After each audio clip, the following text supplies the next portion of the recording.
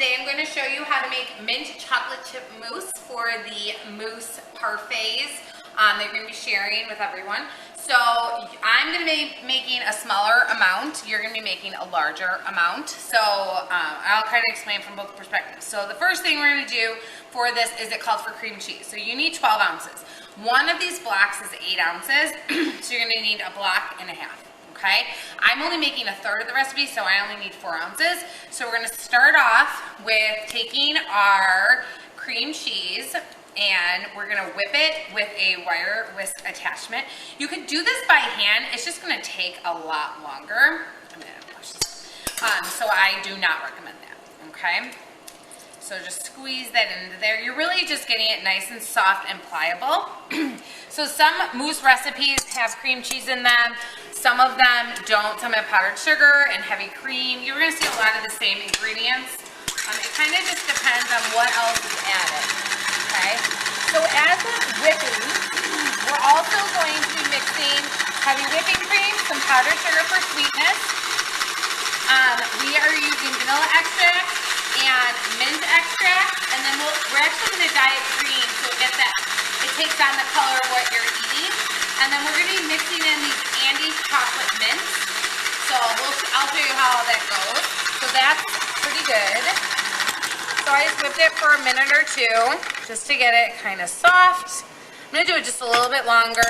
These will also cold. All right, I'll show you what that looks like. So these are the Andes mints that I'm talking about. Okay. This is good. It doesn't really taste a lot like cream cheese if you're someone that doesn't like the cream cheese taste, because you're going to have all these other flavors going on. It's just creating a thicker base. Okay, so we got that. So now we're going to take this out and I'm going to put it in a big bowl. We're going to set this off to the side and use it later. You do not at this point need to worry about cleaning the bowl, because it's all going to get incorporated. We're going to fold the whipped cream that we're going to make into this. That's why I'm putting it into a larger bowl. Okay? So set that off to the side. And then you're going to put your bowl back in here. You know how temperamental these kitchen mixers are, so don't feel bad when it's not working well for you. Alright, so I'm just going to push this back up. Okay, so now into here I'm going to put my heavy whipping cream. Alright, you're going to have 2 cups. I just did 2/3 of a cup. And then you're going to add in powdered sugar. Okay, so the powdered sugar adds sweetness and flavor. And it also helps thicken up the heavy whipping cream faster. Okay, so I'm going to start mixing that up. Always watch it. Start low. And then into there I am going to add in my mint extract. So I have peppermint because when I went to the store they did not have mint. So mint is preferred, but peppermint is fine. It just gives a different flavor a little bit, but it's not going to like deter it. Just mint is preferred. Okay, so you are going to, it's very, very, very, very concentrated. So I'm going to add a little less than 1/4 teaspoon. It's very concentrated. So if you end up adding too much of it, it's going to be so overpowering that it's going to taste like toothpaste. Then I'm going to add in a 1/2 teaspoon of vanilla extract just to kind of balance out the mint flavor so it's not so overpowering. And then you're going to add in a drop of green food coloring. Okay. So it looks very minty. I'm using a teal green, which is why it looks like that, but obviously you want more of a hunter green. So you're going to keep whipping it until it looks like whipped cream. So if you watch some of the other demos, you've heard the words like stiff peaks and whatnot. So this is stiff or firm peaks. You don't want to do it anymore. I can see that it's starting to separate a little bit, which means I probably overmixed it just a tad, but it will be fine.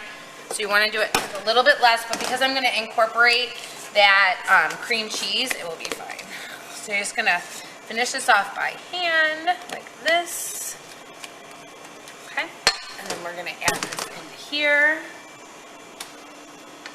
And you're gonna fold. So remember, folding is incorporating the two things.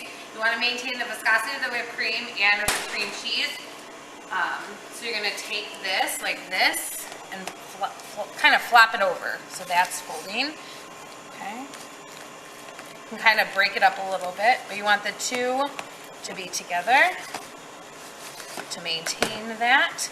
So sometimes when you're doing this, cream cheese will kind of clump, so you just have to really be firm with it. Okay, so I'll be right back. All right, so I was folding it all in, and I just felt like the cream cheese wasn't completely incorporated the way I wanted it to, so I put it back in the mixer and just whipped it for a minute. So you can see it's kind of smoothing out a little bit more, and then I'm gonna add in a little bit. You're gonna add in about a half cup of the Andes chocolate pieces. So I added in 3 tablespoons, and we're just gonna mix it for a sec, just to create that texture approach.